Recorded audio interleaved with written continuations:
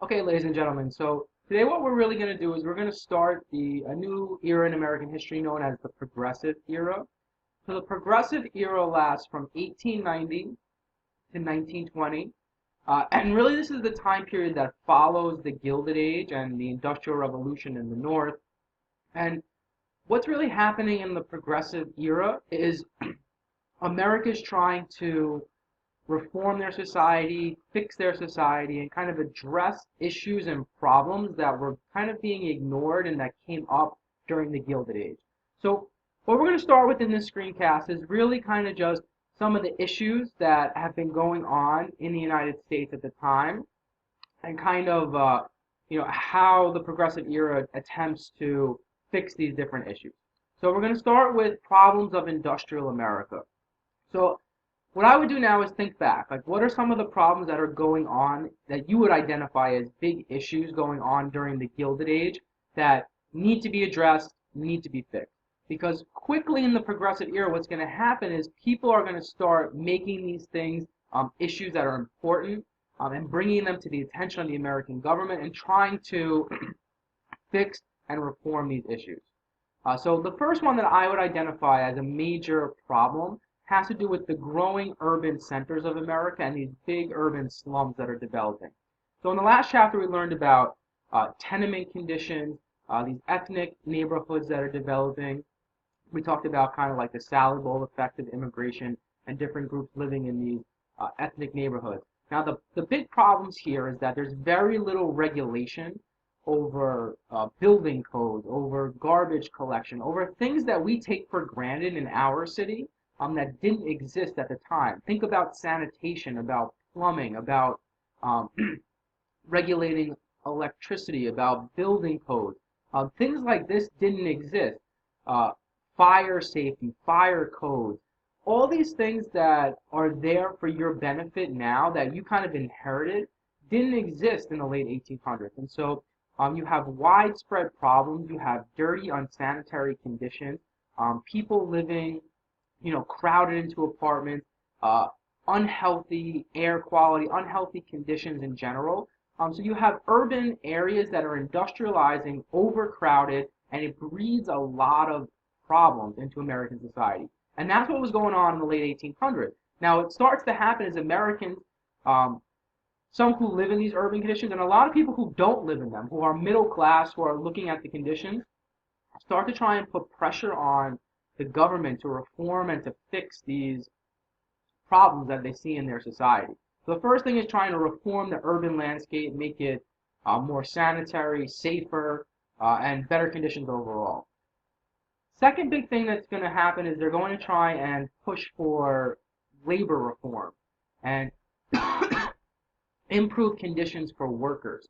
So here we have an example of a sweatshop, an illegal factory, but it's not just for people who are in illegal factories. It's for everybody who's kind of an industrial worker. America during the Industrial Revolution is going through a transition. We were primarily an agricultural-based society, and we transitioned to an industrial-based society. And so more and more people are working in factory work and are part of the manufacturing capability of America. Now, in the modern time period, we've shifted away from that, away from a manufacturing society. But what they start to develop and they're going to start to push for are better conditions for the workers. Uh, Maybe shorter working hours, compensation, raises, things like that. And they're going to we're going to see that the different people are going to push for these and kind of try and reform the situations for all different kinds of groups.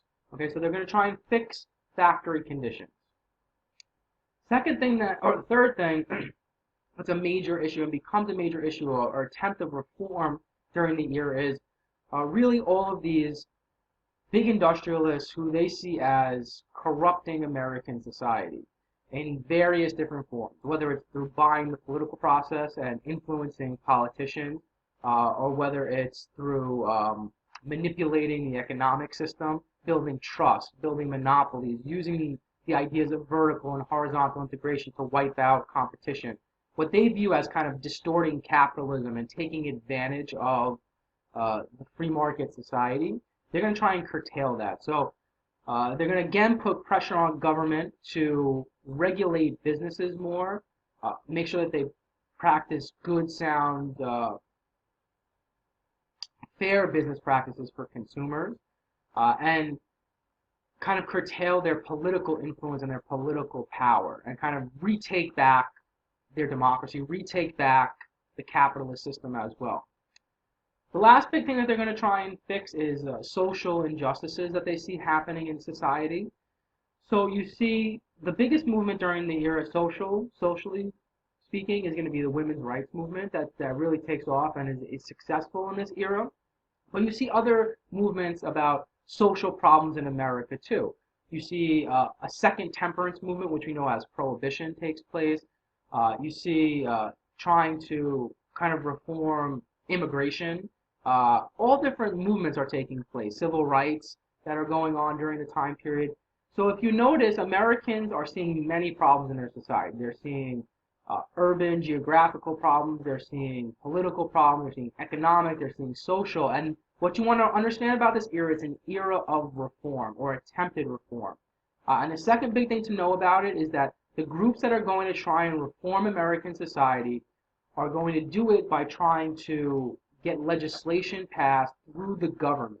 Okay, so they're going to try and, whether it's local government, state government, or the national government, these groups are going to try and get legislation passed by the government to fix all these injustices, all these problems they see happening in society. Because at this time, they feel like it's necessary to kind of get the government involved to fix these different problems they see developing in America, or already prevalent in America. So, these people are known as the progressives. Now, if you watch the presidential debates at all, especially the Democrats, they bring this word up all the time. Like, who's more progressive? Is Bernie Sanders more progressive? Is Hillary Clinton more progressive? Where this word originates is from this time period. And the progressives, really what it means are people who are trying to fix and reform American society, improve American society, to kind of take out problems that they see developing in America. The modern word and what it means today, it still kind of means the same thing, but it kind of has morphed into who's more liberal than the other candidate. What's interesting to know about progressives of this era is we have the same two political parties we have now. We have Republicans and we have Democrats. Now, you could be a progressive Democrat or you could be a progressive Republican. They're not exclusive to a political party, and that's a very important thing to understand. Okay, because now we really don't have what you would consider progressive Republicans, and you don't really have what we would consider conservative Democrats. And this time period, it's not the case. So, like, for example, one of the most famous progressives of all time, Teddy Roosevelt, is a Republican. So they don't necessarily match up. The ideology doesn't always match up with the political party of this era. And so that's important to understand. The second important thing to understand about the time period is that progressives, people who want to reform and fix America, they're a diverse group of people. And what I mean by that is I don't mean what people mean when they say diversity today, as far as like racial and ethnic diversity. What I mean by that is there's lots of different groups that want to fix America. They have different methods about going about how to fix America, and they have different plans, and they have different beliefs. There's different motivation for why they want to fix it. Okay, some are religiously based, some are totally secularly based. Some kind of view this as a world struggle between the haves and the have-nots, kind of like Karl Marx, socialist ideas. So there's a variety of groups, and that's very important to understand. There's not one sole thing motivating these people to want to reform. I mean, they all identify problems in America, but they see solutions in a different way, and they're motivated by different factors. Okay, so that's important to understand. So what we're going to do is we're going to look at different groups that I would consider progressives from the era. They want to fix different things. So I think the first group we've kind of already talked about. I would consider labor unions and labor union leaders to be progressive. Now, they have a very specific, distinct part of American society that they want to fix. They want to improve workers' rights and kind of the role of workers in American society and give them more power, but more equality, I would say, is really what they're looking for. So, for example, you're looking at Samuel Gompers here, the leader of the AFL, and the AFL, the American Federation of Labor, what they said they focused on was called bread and butter issues, which meant to them kind of like another way of putting it is like meat and potato issues, like the most important things, which to them were uh, working hours, salary increases. Okay, those were their major focuses. But as far as a progressive group is concerned, they're out there trying to reform American society, focusing on labor and kind of labor issues as if you can fix the labor issues, you can raise the quality of life of the worker, then their overall quality of life will improve. They'll be getting a bigger share of the pie, so to speak, and American society and a lot of the problems will be alleviated within the communities. Okay, so their major way of doing this is to try and put pressure on to improve working conditions and kind of like the rest of American society will kind of improve by doing that. So they're definitely a progressive group that's out there. Now, this group, the Muckrakers, I know is probably the group that you know the best through eighth grade history and earlier American history. What the Muckrakers wanted to do, these guys, we talked about them. These are what you would call expose, either writers or photographers, people who are trying to expose the issues within American society. And so these guys, what's important to understand about them is their method of doing this and their audience for when they do this. So muckrakers, again, they're trying to expose the problems within American society. So what that means is that they're trying to make the issues, people who aren't aware of the problems happening in American society, make them aware. Okay, so the first thing to understand about them is their audience is middle class Americans and upper class Americans. Their audience is not people living in the tenement slums, the ethnic neighborhoods, the immigrants. Because those people do not have to be exposed to the problems. They already know that the problems exist. So muckrakers are trying to preach to a middle class, upper class audience. Now, how do they get the message out there? Well, what they're going to use is primarily literature to write books, to expose it, to kind of publish these books and kind of try and make these people aware of what it's like. What is it like to live in, the Lower East Side of Manhattan? What is Little Italy like? What are these ethnic neighborhoods like? What is it like to work in a manufacturing plant? Because a lot of Americans might not know. And so they're expose writers. So if they were around today, they'd be making documentaries. They'd be kind of making films that would kind of catch people's attention. Now, famous ones that we already looked at in class when I was on jury duty would be Upton Sinclair, The Jungle, as an expose muckraker writer. Lewis Hines and Jacob Riis, these guys focus on New York City. They also take photographs, but they write books like Jacob Riis, How the Other Half Lives. Think of the title of the book, How the Other Half Lives.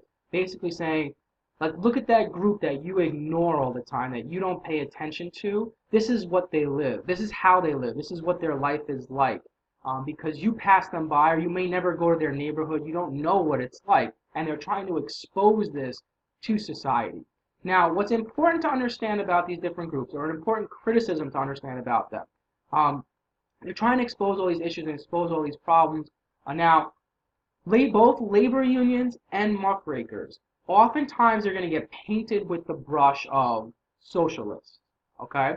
Now, socialist at this time in America is a dirty word. To be called a socialist is basically being called anti-American. You don't stand for American values. You don't stand for capitalism. You don't stand for what America is all about.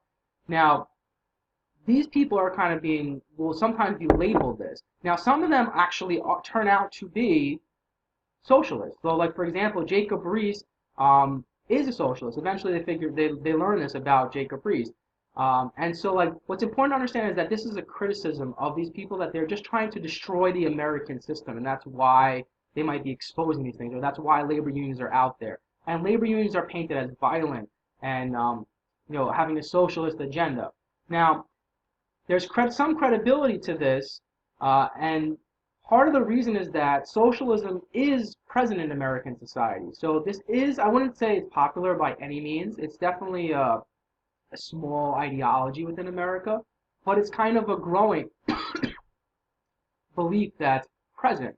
And so this fuels different things. So like you have a small group that kind of people are in certain ways being attracted to in a very small way. But the fact that it's present kind of throws an umbrella over a lot of these other progressive groups, a lot of these other progressive ideas.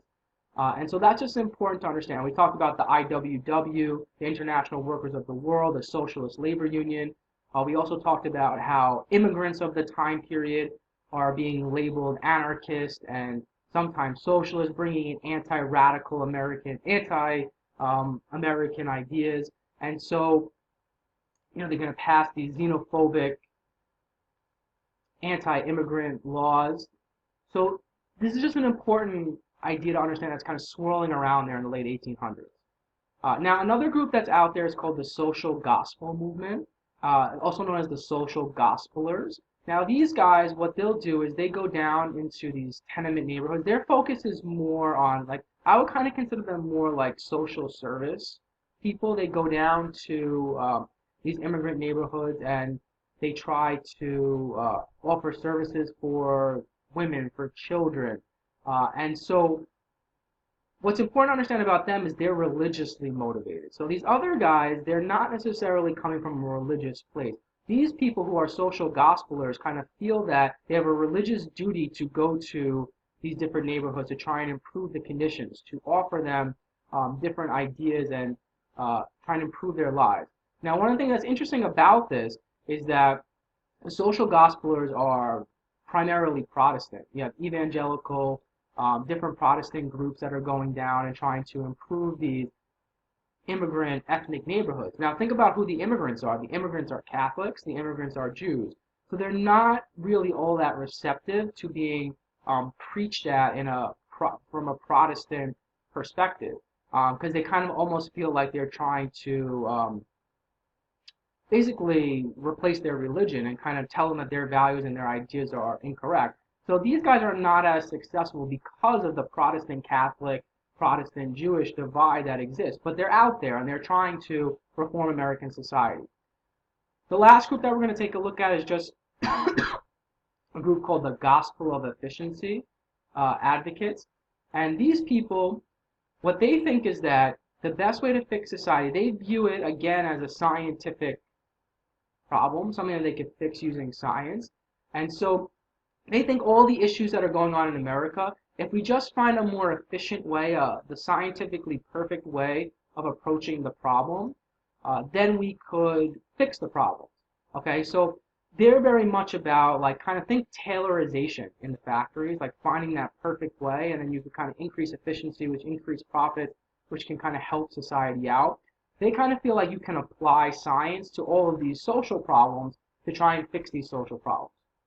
So like, for example, Teddy Roosevelt is a big proponent of the gospel of efficiency. And there's many other people who kind of believe in this idea. So hopefully what you get from this is that the progressives are diverse. They have different reasons for wanting to achieve these different goals. Some of these groups overlap, like muckrakers can overlap with socialists and labor unions, and they can be in multiple different groups and have multiple motivations. And so, like, as a coalition, what do these different groups want? They all kind of want to fix American society and improve American society. They recognize that there's problems that need to be fixed, that need to be improved, and that's kind of like their approach. They have different approaches to kind of fixing the problems. All right, we're going to stop there. Make sure that you do the reading that doesn't correlate with the screencast. It's going to be one more reading assignment that's going to prepare you for Monday's class. Make sure that you do that extra reading assignment so that you're prepared for Monday's class.